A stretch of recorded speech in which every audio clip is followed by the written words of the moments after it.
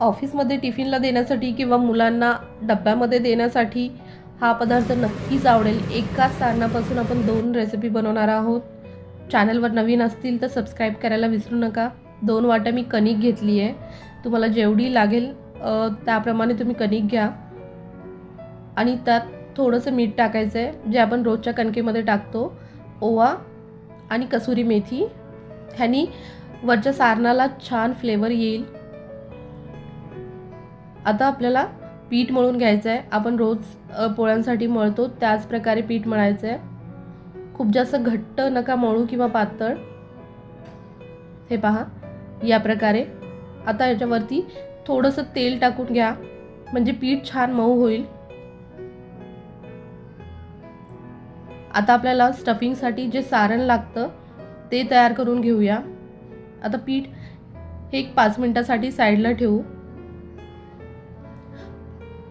आता मी शिमला मिरची आणि कांदा बारीक कट करून घेतलाय। तुम्हाला हवं तर तुम्ही अजून भाज्या ॲड करू शकता, पण पालेभाज्या ॲड करू नका, त्याच्यामध्ये पाणी सुटेल।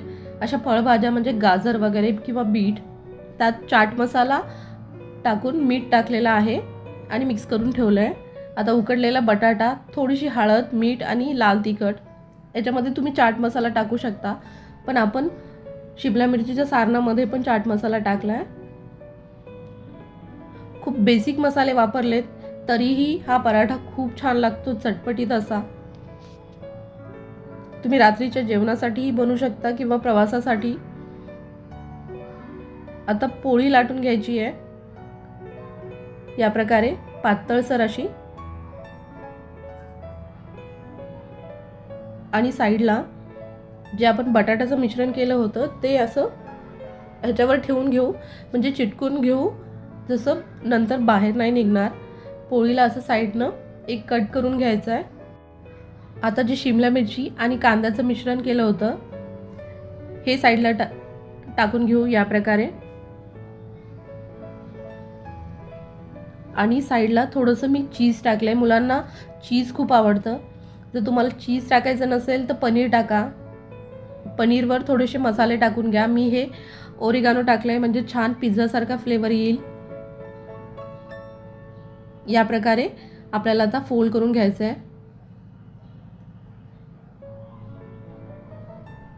हळूच फोल्ड करा, म्हणजे मसाले बाहेर नाही येणार।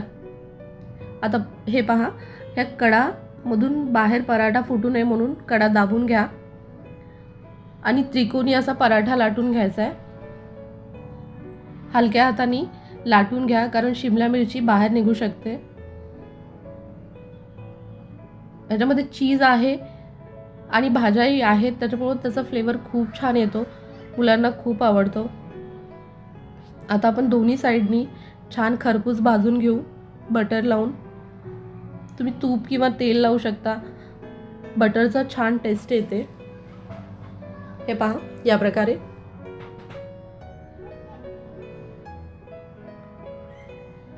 मस्त आपला 3 in 1 पराठा रेडी आहे।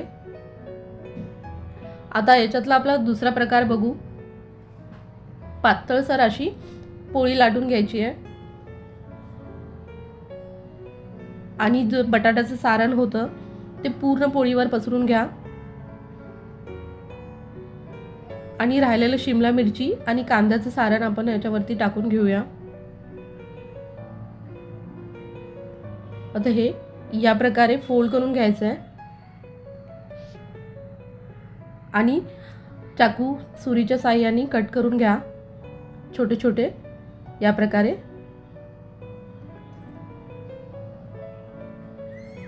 आणि हे या प्रकारे दाबा, म्हणजे बाहेर सारण नाही येणार किंवा आपल्या चपाती फुटणार नाही, जे आपण भाजणार आहोत त्या प्रकारे।